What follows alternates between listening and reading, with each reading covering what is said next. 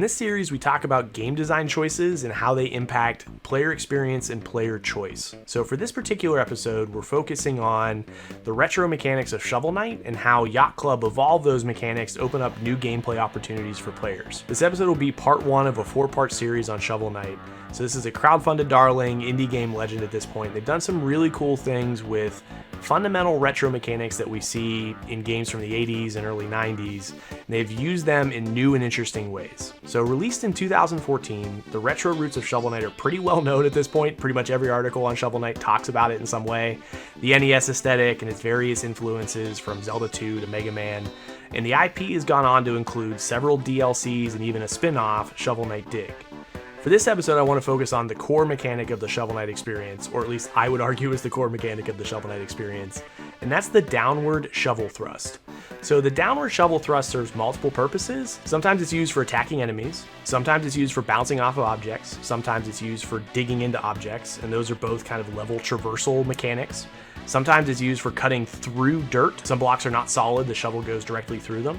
And sometimes it's used for a combination of purposes, so you might bounce off an enemy to reach another point in the level that Shovel Knight can't reach by himself. As a player, learning to think with that downward thrust becomes an integral part of the puzzle platforming action in Shovel Knight, so you have to not only understand how the mechanic works, but think creatively about how you can use it in combination with other things in the world around you, and that becomes really essential as the levels get more difficult and the puzzle platforming gets more challenging.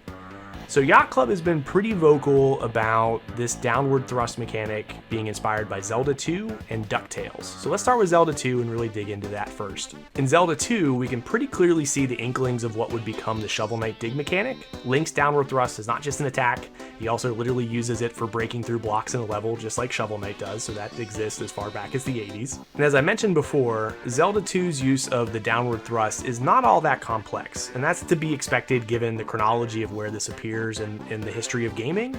Digging through blocks in the level isn't particularly interesting, and most combat encounters are more safely involved with traditional sword thrusts, but the downward thrust is also sometimes the approach of choice.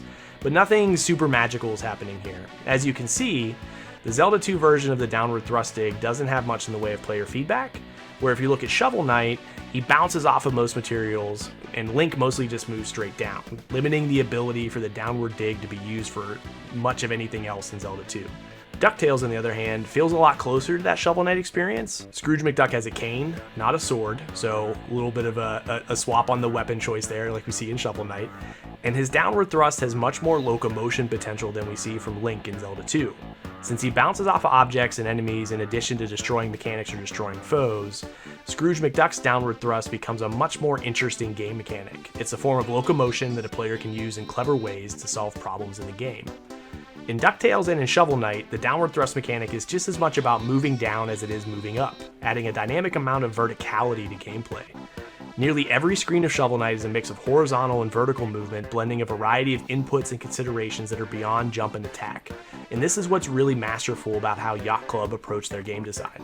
Shovel Knight takes a simple mechanic and explores it in a lot of different ways, which is one of the hallmarks of really masterful game design. So in Shovel Knight, enemies respond to the downward thrust in different ways. Sometimes they take damage, sometimes they block with a shield, sometimes they're immune but provide a bounce, and sometimes they're immune completely. This forces the player to learn a lot of different enemies and plan accordingly.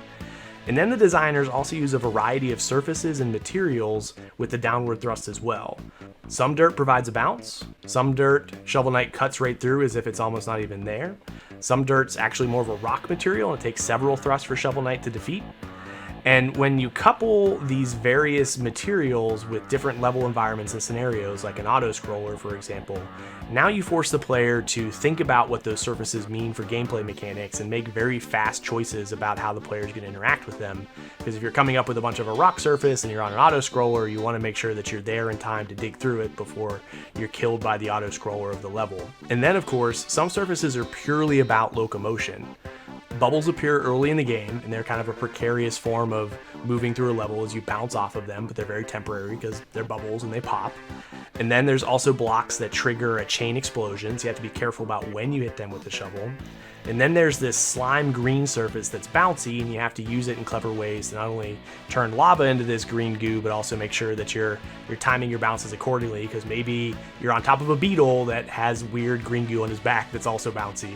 So you're using this bounce mechanic in several ways as well. This is pretty brilliant game design in all the various ways that Yacht Club uses this downward thrust. And I think there's a lot that we can learn from it and also appreciate it just from a player perspective.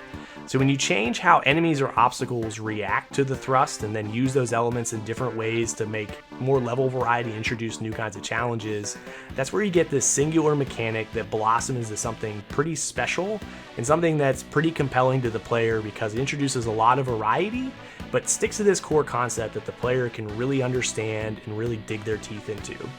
So what are your thoughts? I'd love to hear more about downward thrust mechanics that you've seen in other games, and also more of your thoughts about the clever ways that Yacht Club has used downward thrust in Shovel Knight. Leave your comments below. I can't wait to hear your thoughts.